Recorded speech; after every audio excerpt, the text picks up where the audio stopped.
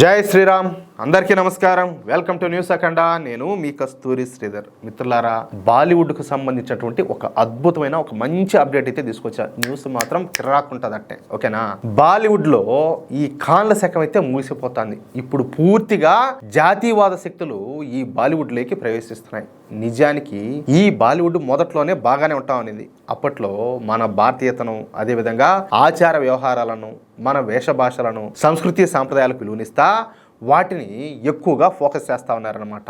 కానీ 1990 నుంచి బాలీవుడ్ అనేది పూర్తిగా మారిపోతా వచ్చింది. మన దేశానికి భయపడిపోయి పాకిస్తాన్లో దాక్కున్నటువంటి ఒక పిరికి పంద ఎవరా దావుద్ ఇబ్రహీం గాడు బాలీవుడ్లోకి ప్రవేశించినప్పటి నుంచి బాలీవుడ్లో తీవ్రమైనటువంటి మార్పులు అయితే చోటు చేసుకున్నాయి. అప్పటి నుంచి బాలీవుడ్లో ఈ దావుద్ ఇబ్రహీం గాడు తన మనుషులను బాలీవుడ్లోకి తీసుకురావడం మొదలుపెట్టాడు. చూడండి, అంతేకాకుండా బాలీవుడ్లో అధికంగా ముస్లింలకు ప్రాతినిధ్యం వహించేలా చక్రం తిప్పగలిగినాడు వెనక నుండి. ఈ దావుద్ ఇబ్రహీం గాడు హిందూ నిర్మాతలను, అదేవిధంగా దర్శకులను భయపెట్టి ముస్లింలను బాలీవుడ్ లేకి అయితే తీసుకొచ్చాడు అనమాట. ఈ క్రమంలో వచ్చిన వాళ్ళే ఈ సల్మాన్ ఖాను, షారూఖ్ ఖాను, ఆమీర్ ఖాను, ఈ నసీరుద్దీన్ షా, సైఫ్ అలీ ఖాను, ఇలాంటి వాళ్ళు అంతా చాలా మంది ఉన్నారు. ఎవరు ఈ డెకాయిట్ బ్యాచ్ అంతా కూడా, వాళ్ళంతా కూడా వీడు తీసుకొచ్చిన వాళ్ళే. ఇకపోతే బాలీవుడ్లోకి ప్రవేశించినటువంటి ఈ దావుద్ ఇబ్రహీం గ్యాంగు బాలీవుడ్ను పూర్తిగా టేక్ ఓవర్ చేసుకునింది. ఏమే దానికి తోడుగా ఈ బాలీవుడ్కు సంబంధించినటువంటి వాళ్ళంతా కూడా డ్రగ్స్కు బానిసలు కావడం కూడా వీళ్లకు బాగా కలిసి వచ్చిందనమాట. అంటే డ్రగ్స్ ఇచ్చేది, వాళ్ళని మచ్చిగా చేసుకునేది, ఏది కుక్క కదా బిస్కెట్ వేసి మచ్చిగా చేసుకునేట్టు, ఆ విధంగా వీడి ఇష్ట ప్రకారం రాజ్యం అంతా వెళ్ళినాడు అనమాట బాలీవుడ్లో. అందుకే హిందువులైనటువంటి ఈ నటీనటులను ఏ మాత్రం కూడా పైకి రానివ్వకుండా సినిమా హాల్స్ను మొత్తాన్ని కూడా తామే బుక్ చేసుకొని ఈ ఖాన్లు బాలీవుడ్ పైన పూర్తి స్థాయిలో ఆధిపత్యం అయితే చెలాయించసాగినారు. దానికి తోడు మన దేశంలో ఏది కేంద్రంలో చూడబోతే అధికారంలో కాంగ్రెస్ ఉండిపోతా ఉన్నింది. మహారాష్ట్రలోనేమో ఆడ కూడా కాంగ్రెస్ ప్రభుత్వం ఉండడంతో ఇక ఈ ఖాన్లకు అందరికి కూడా తిరుగు లేకుండా పోయింది. సరే, ఈ దరిద్రులు ఎప్పుడు కూడా పాకిస్తాన్ను సాఫ్ట్ కార్నర్లో పెట్టి పాకిస్తాన్ అదేదో పెద్ద గొప్ప దేశంగా చిత్రీకరిస్తా సినిమాలు తీస్తా ఉన్నారు. చూడండి, అలాగే మన దేశంలో ఎవరు కూడా దొరకనట్టు ఈ పాకిస్తానీ ఆర్టిస్టులను ఈ బాలీవుడ్కి తీసుకొచ్చి వాళ్ళకు కోట్ల రూపాయలు ఇచ్చి వాళ్ళ దగ్గర నటింపజేస్తా ఉన్నారు. దరిద్రంగా ఇదంతా కూడా. ఆ విధంగా ఈ ఖాన్గాళ్ళంతా 25 సంవత్సరాల పాటు బాలీవుడ్ను ఏకఛత్రాధిపత్యంగా ఏలిపారేశారు. అయితే రోజులన్నీ ఎప్పటికీ ఒకే మారి ఉండవు కదా. 2014 ఎన్నికల్లో బీజేపీ ఘన విజయం సాధించి నరేంద్ర మోడీ గారు ప్రధానమంత్రిగా ప్రమాణ స్వీకారం చేశారు. నరేంద్ర మోడీ గారి రాకతో ప్రజల్లో దేశభక్తి కూడా పెరిగింది. చెప్పండి, దేశభక్తి పెరిగిందా లేదా? మీరు యాక్సెప్ట్ చేస్తున్నారా ఈ మాటను? అదేవిధంగా జనాల్లో జాతీయత కూడా పెరిగింది.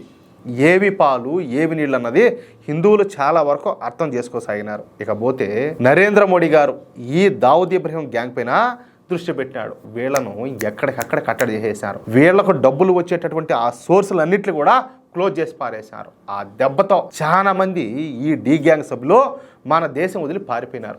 ఇక అప్పటి నుంచి బాలీవుడ్లో మెల్లగా ఈ మార్పులు తీసుకురావడానికి బీజేపీ ప్రభుత్వం ప్రయత్నాలు అయితే చేస్తూ వచ్చింది. అందులో పూర్తిగా కాకపోయినప్పటికీ కొంతవరకైతే మనం విజయం సాధించగలిగినాం.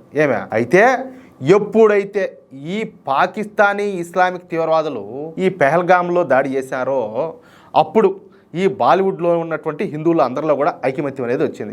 పెహల్గామ్లో తీవ్రవాదులు మన హిందువుల యొక్క ఏది ప్యాంటు ఇప్పదీసి వాళ్ళ అవయవాలు చూసి మరీ హిందువులు చంపినారు కదా. దీంతో కోపంతో మనోళ్ళంతా కూడా రగిలిపోయినారు. ఇక పాకిస్తానీ సినిమా ఆర్టిస్టులను బాలీవుడ్లోకి ఎంత మాత్రం కూడా తీసుకోవడానికి వీల్లేదని చెప్పేసి అందరూ కలిసి ఒక గొప్ప నిర్ణయం అయితే తీసుకున్నారు. వీళ్ళకు ఒక సంస్థ ఉన్నదనమాట. ఏది మనోళ్ళంతా ఈ నటినట్లకు అందరికి కూడా. దాని పేరు వచ్చేసి federation of western India cinema employees అనమాట. దీన్ని షార్ట్ కట్ లో FWICA అని పిలుస్తారు. అయితే బాలీవుడ్లో దిల్జీత్ దోసాంగ్ అనేటటువంటి ఒక పనికి మాలినటువంటి నటుడు ఒకడు, ఒక దరిద్రపుండా కొడుకు, ఒక సంకర్ జాతి కుక్క ఒకటి. వీడు పాకిస్తాన్ ప్రేమికుడు.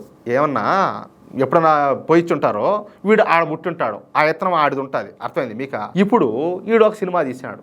దాని పేరు వచ్చేసి సర్దార్జీ 3 అంట. దరిద్రపుండా కొడుక కాదురా, దేశం కోసం బతికోళ్ళు ఎంతమంది ఉండారా ఈ సిక్కుల్లా. అలాంటిది ఊరికే వాళ్ళు తలెత్తుకోలేకుండా చేస్తున్నారు కదా సినిముండా కొడకలారా. అయితే ఈ సర్దార్జీ 3లో హీరోయిన్గా ఒక పాకిస్తాన్ సినిమా ఆర్టిస్ట్ అయినటువంటి హనియా అమీర్ అనే అమ్మాయిని తీసుకొచ్చి తన సినిమాలో నటింపజేసినాడు. చూడండి. అంటే ఈయన పక్కన యాక్ట్ చేసేదానికి ఎవరు పనికి వచ్చినట్లేరు, దానికి లాపాకి కావాలి ఒకటి, అందుకని ఆడికి పోయి ఒక లాపాకిని తెచ్చుకున్నాడు. ఈ పాకిస్తాన్ సినిమా ఆర్టిస్ట్ అయినటువంటి ఈ హనియా అమీరు అనేక సార్లు భారత్ మీద విమర్శలు కూడా చేసింది. ఇదే సొదపోసయం కాదు, ఇది పెద్ద లంగానే, పెద్ద లప్పిది. ఇది అర్థమైందా? భారత్ ఒక పనికిమాలిన దేశం అని చెప్పేసి నోరు పారేసుకున్నది. అలాంటి ముండమోపు ముండం తీసుకొచ్చి దీంట్లో హీరోయిన్ గా పెట్టి ఒక సినిమా తీస్తాడా?